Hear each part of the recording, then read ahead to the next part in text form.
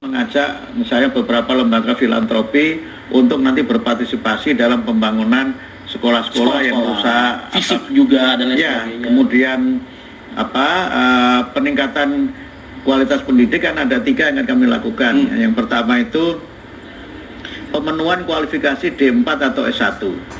Jadi sekarang ini ada sekitar 200 standarisasinya juga. Betul, menurut Undang-Undang Guru dan Dosen, pendidik itu kan sekurang-kurangnya harus berpendidikan D4 atau S1. Betul. Sementara sekarang ada 249.000 sekian guru yang belum D4 atau S1. Yang kedua itu peningkatan kesejahteraan melalui sertifikasi. Ini yang perlu saya jelaskan. Jadi peningkatan kesejahteraannya melalui sertifikasi. Based on itu. Ya, dan untuk dapat sertifikasi itu syaratnya ada 2. Satu, dia sudah harus D4 atau S1.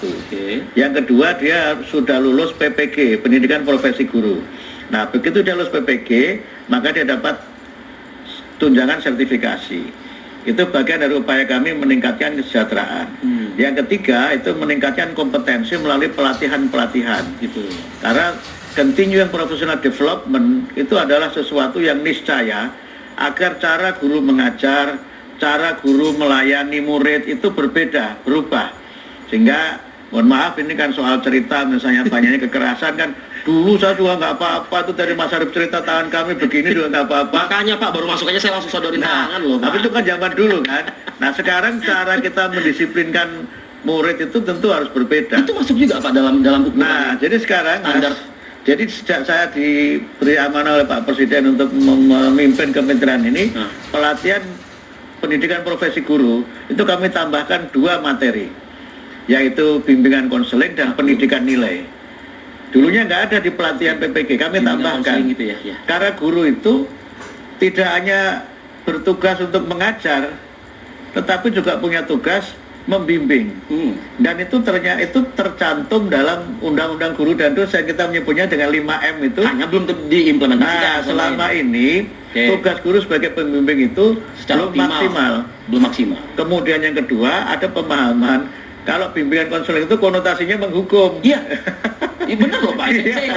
Kalau dipanggil guru BK itu konotasinya salah apa ini? Iya. Padahal fungsi guru BK itu adalah mendampingi ketika murid ada kesulitan belajar, mendampingi ketika ada masalah psikologis, ketika sedang galau, gundah, dan sebagainya. Artinya kan bukan hanya masalah saja kan yang bukan. Pada kemudian pengembangan bakat minat, menemukan bakat minat murid, itu bagian dari tugas guru BK. Nah kita coba kembalikan fungsi guru ini supaya tidak hanya mengajar saja, tapi 5M itu terpenuhi. Kemudian pendidikan nilai. Karena pada dasarnya semua mata pelajaran itu harus ada muatan nilai yang berisi moral yang utama, budi pekerti yang mulia. Jadi walaupun pelajarannya itu misalnya matematika, itu juga harus ada muatan pendidikan nilainya.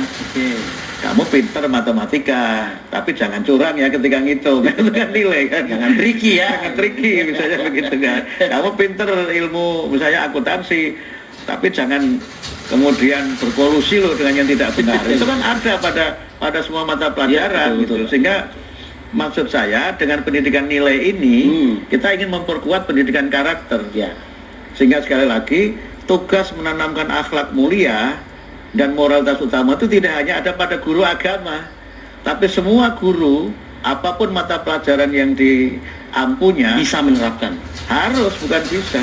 Harus bahkan. Ya, jadi muatan nilai itu melekat pada semua mata pelajaran. Itu yang kita sebut dengan pendidikan nilai. Artinya begini, ini tugas guru ini semakin lengkap. Artinya akan ada penekanan di beberapa poin yang tadi disampaikan oleh Pak Menteri. Nah, singgung sedikit dong Pak ya, sebelum kita jeda nih. Kan kemarin juga Pak Presiden kan sudah memberikan bicara soal kesejahteraan yang tadi Pak Menteri bilang. Jadi Pak, masih banyak tuh ya kayaknya publik yang perlu juga memahami. Ini naiknya cuman segini atau bagaimana sih gitu? Ini bicara kesejahteraan Pak. Baik. Jadi begini, guru itu kalau kita lihat dari si statusnya kan ada 3. Pertama guru PNS. Yang kedua guru P3K. Nah PNS dan P3K ini kita sebut sebagai guru ASN. Nah ada guru yang non ASN, ini yang masyarakat sering menyebut dengan guru honor. Nah yang disampaikan Pak Presiden itu untuk guru ASN ini, tunjangan sertifikasinya ya bukan gaji ya. Tunjangan sertifikasinya itu dinaikkan 1 kali gaji pokok. Jumlahnya tidak disebut karena apa? Gaji guru ini bervariasi, Beda-beda. sesuai dengan golongannya, masa kerja dan sebagainya. Oke. Nah, guru non ASN tunjangan sertifikasinya yang lama Ya. itu dinaikkan dari 1,5 juta menjadi 2 juta. Jadi naik 500. Jadi 2 juta ya Pak? Jadi 2 juta. Nah, yang baru yang lulus PPG tahun 2024 ini yang November kemarin diumumkan Pak Presiden itu adalah mereka yang lulus PPG tahun 2024 kemudian nanti terima sertifikasi 2025 mereka mendapatkan 2 juta. Akhirnya sama. Akhirnya sama. Guru yang non ASN yang lama dengan yang baru tunjangan sertifikasinya sama, tapi gajinya mungkin berbeda. Iya, berbeda. Gitu. Oke. Kenapa berbeda?